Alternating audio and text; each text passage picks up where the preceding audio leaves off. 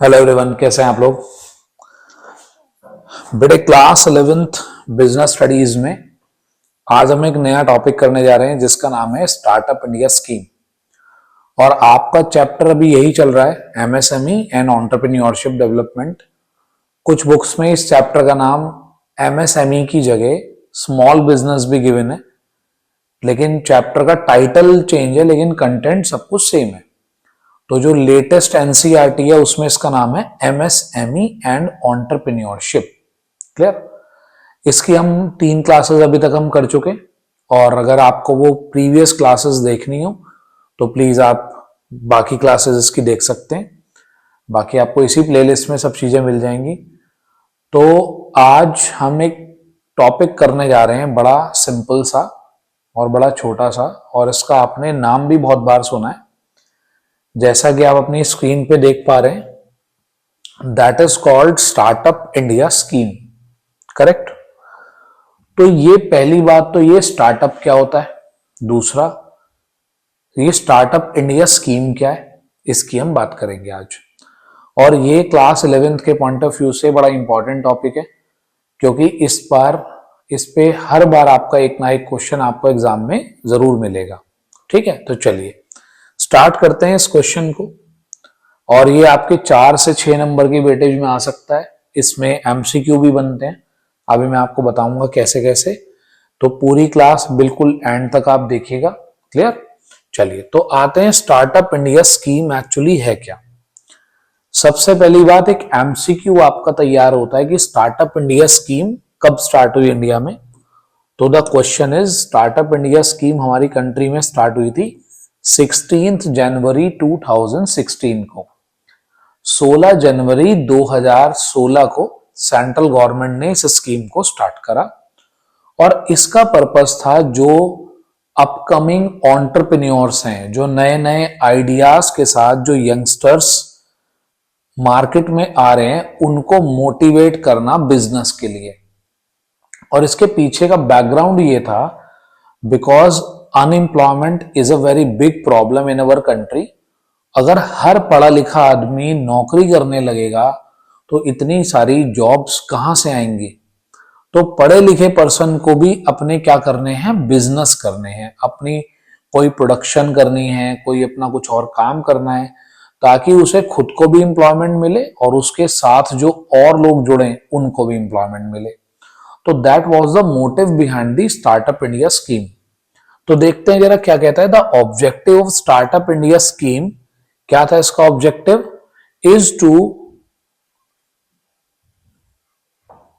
is to build a strong ecosystem of for nurturing innovation and startups in the country. Correct. इसका था कि अब हम पूरा एक ऐसा इकोसिस्टम बनाए जिससे कि जो हमारे नए बिजनेसेस हैं उनको एक बेस मिले, उनको काम करने का एक माहौल मिले। क्लियर। तो हम एक ऐसा इकोसिस्टम बनाना चाह रहे थे, एक ऐसा इकोनॉमिक सिस्टम बनाना चाह रहे थे जिससे कि नर्चरिंग, नर्चरिंग आप समझते हैं, नर्चरिंग का मतलब होता है किसी का ख्याल रखना। तो nurturing innovation and startups in the country. Correct. जो इंडिया में नए नए स्टार्टअप्स लग रहे थे, उन स्टार्टअप्स को नर्चर करने के लिए, उन स्टार्टअप्स का ध्यान रखने के लिए, उनको हेल्प करने के लिए ये स्कीम आई थी। ठीक है। अब इस स्कीम की कुछ हाइलाइट्स थी, वो हाइलाइट्स मैं आपके सामने बताता हूं। तो देखिए जी, तो सबसे पहली बात इसके अंदर क्या था, ट्रिगर एन एंटरप्रेन्योरियल कल्चर। मतलब मार्केट के अंदर एक ऐसा कल्चर लेकर आना कि लोग बिजनेस करने की तरफ अट्रैक्ट हो, and influence the mindset of the people toward the entrepreneurship. लोगों का दिमाग जॉब से हटाकर किसकी तरफ लेकर आना, बिजनेस की तरफ। तो ये इसका पहला टारगेट था। Second, create awareness about the charms. Charms समझते हैं आप, चार्म्स। ठीक। मतलब मैं आपको कुछ ऐसी पॉजिटिव पॉजिटिव चीजें दिखाऊं कि जिससे आप उनकी तरफ अट्रैक्ट हो। लोगों को चार्म समझाना, लोगों को पॉजिटिव पॉइंट्स बताना कि भाई खुद का बिजनेस खोलने के कितने सारे पॉजिटिव पॉइंट होते हैं। मतलब गवर्नमेंट लोगों को यह समझा रही थी कि भाई अगर खुद के मालिक बनोगे तो किसी का नौकर बन के काम नहीं करना पड़ेगा, जितना प्रॉफिट कमाओगे सारा अपना, खुद के मालिक तुम खुद हो। तो ये चार्म है अपना बिजनेस करने के। मोटिवेटिंग एजुकेटेड यूथ, देखो जरा, ये एक बड़ा इंपॉर्टेंट पॉइंट था। जो एजुकेटेड यूथ होता है, जैसे आप हम लोग सब एजुकेटेड लोग हैं, तो जब हम पढ़ लिख लेते हैं तो हम सोचते हैं यार बस पढ़ लिख लें, ठीक, एक बढ़िया सी नौकरी और एक बढ़िया सी छोकरी, ये दो चीजें हमें मिल जाए तो बस हमारी लाइफ सेट है। तो यहां से हमारा माइंड सेट चेंज करने की बात थी कि भाई नौकरी के बजाय आप किसकी तरफ जाएं, खुद का बिजनेस करने की तरफ। आप नौकरी मांगने की बजाय नौकरी देने वाले बने। आप अपने छोटे छोटे बिजनेस स्टार्ट करें और 2 लोग 4 लोगों को और भी काम दें अपने साथ। तो एजुकेटेड यूथ को, साइंटिस्ट को, क्योंकि अभी तक क्या होता था, साइंटिस्ट अपनी कोई चीज बनाते थे और वो कॉमर्शियल हाउसेस को, बड़े बिजनेसेस को उनकी कॉमर्शियल मैन्युफैक्चरिंग करने के लिए देते थे कि भाई अब ये दवाई हमने बना दी, ये फॉर्मूला हमने बना दिया, अब इसका प्रोडक्शन तुम खुद कर लो। तो जो साइंटिस्ट हैं, जो नई नई टेक्निक्स लेकर आ रहे हैं, नए नए इनोवेशंस कर रहे हैं, उनको लेकर वो खुद ही मार्केट के अंदर मालिक बने आकर, करेक्ट, दूसरों के लिए काम ना करें। And technologies to consider entrepreneurship as a lucrative, preferred and viable career. ये कहा गया, ये समझाया गया लोगों को कि भाई जो भी तुम काम कर रहे हो ये तुम्हारे लिए एक बहुत ही बढ़िया करियर है, उस काम को अच्छे तरीके से करो।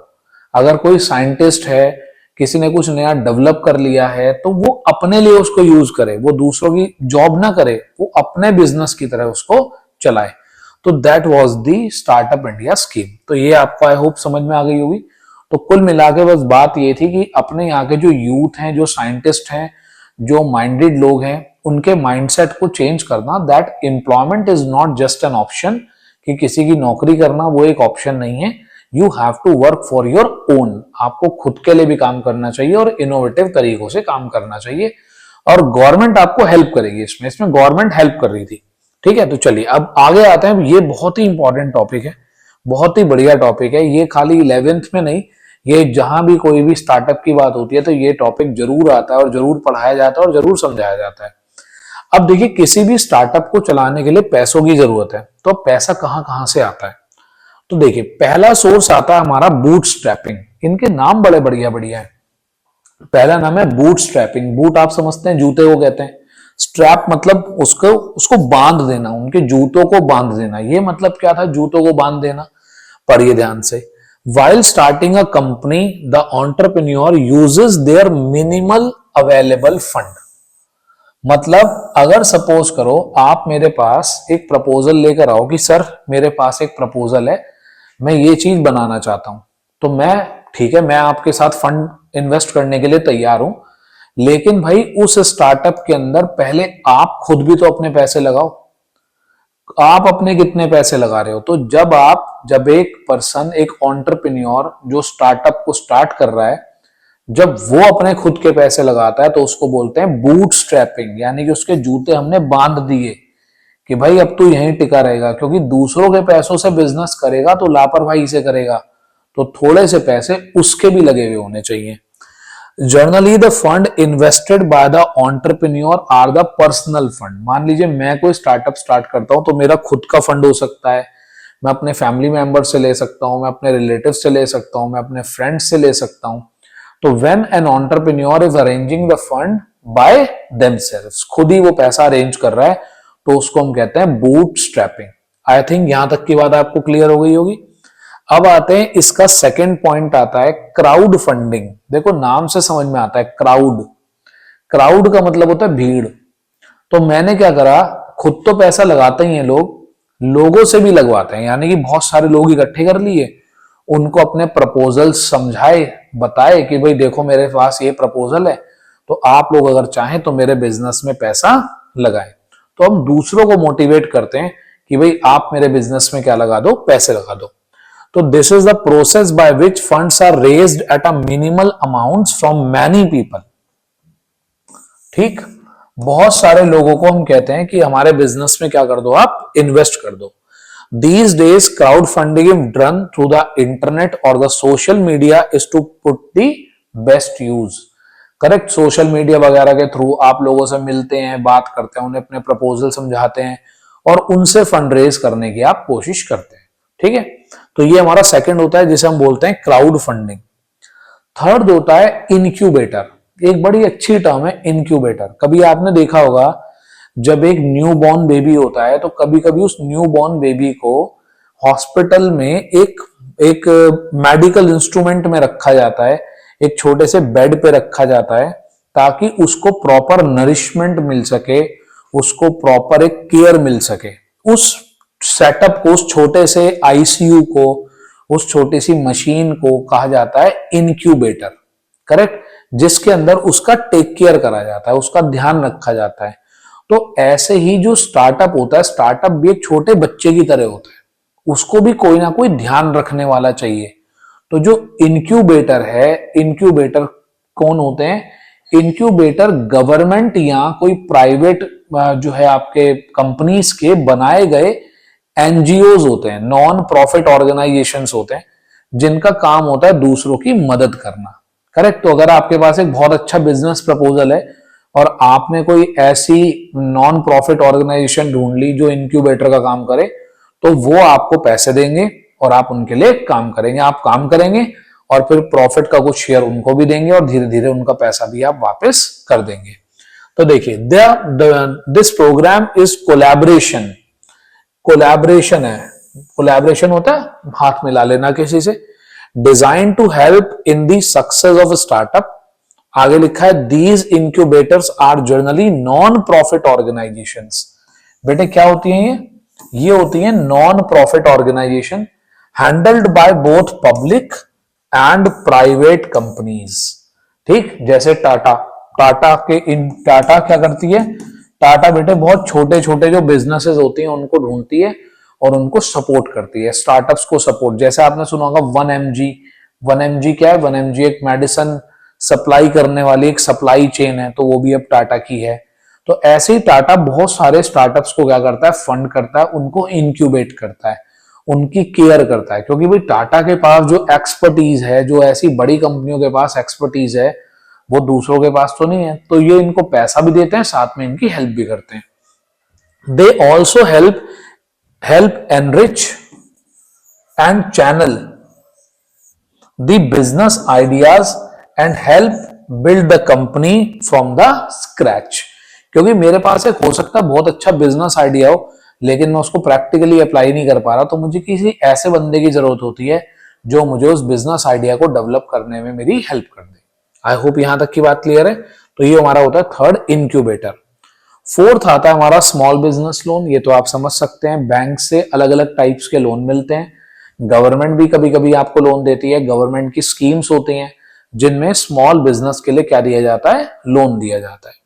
ठीक, तो ये तो आप अपने आप भी लिख सकते हैं। तो one can avail the business loan from the banks for the funding of the startup. It is difficult to obtain loan for a startup in the initial stage. बिल्कुल ठीक बात है, क्योंकि अभी तो आपने कोई बिजनेस ही नहीं करा, कोई सेल भी नहीं है आपकी। तो इनिशियल स्टेज बिल्कुल नए नए स्टार्टअप्स के लिए ये थोड़ा सही नहीं होता, क्योंकि कोई भी लोन आपको बिना सेल देखे, बिना प्रॉफिट देके आपको लोन नहीं देगा। क्लियर? नेक्स्ट आता है आपका borrowing from the friends and family. ये लास्ट ऑप्शन होता है, अपने फ्रेंड्स, अपने फैमिलीज के साथ क्या करें आप? उनसे पैसे उधार ले लें। तो ये भी एक सोर्स होता है हमारा। क्लियर? तो यहां पर मैंने आपके साथ 5 सोर्स डिस्कस करें, और नेक्स्ट क्लास में ये जो टॉपिक आप अपने सामने देख रहे हैं, एनएसआईसी और डीआईसी। देखिए, हमारे यहाँ पर स्मॉल बिजनेस चल रहे हैं बहुत सारे, और उन स्मॉल बिजनेस का ध्यान रखने के लिए गवर्नमेंट ने अपनी कुछ ऑर्गेनाइजेशंस बनाई हैं, जिसे हम बोलते हैं एनएसआईसी और डीआईसी। करेक्ट? डिस्ट्रिक्ट इंडस्ट्रियल जो कॉर्पोरेशंस होती हैं वो होती हैं। तो ये आपका, ये सेंटर्स जो हैं ये हेल्प करते हैं अपने आसपास के एरियाज में इंडस्ट्रीज को डेवलप करने के लिए। ठीक है, तो चलिए आज की क्लास में हमने क्या देखा? आज की क्लास में हमने देखा था कि हम किस तरीके से अपने फंड कर सकते हैं अपने स्टार्टअप को, और स्टार्टअप इंडिया स्कीम आज हमने देखी। तो फंड करने के हमने 5 सोर्सेज अपने देखे। पहला बूटस्ट्रैपिंग देखा, दूसरा क्राउड फंडिंग देखा, थर्ड हमने देखा यहाँ पर इंक्यूबेटर, उसके बाद आपने देखा स्मॉल बिजनेस लोन, और लास्ट आपने देखा borrowing from the friends and family. तो ये 5 तरीके होते हैं स्टार्टअप को फंड करने के। ठीक है, तो आई होप आपको स्टार्टअप इंडिया स्कीम भी क्लियर हुई होगी।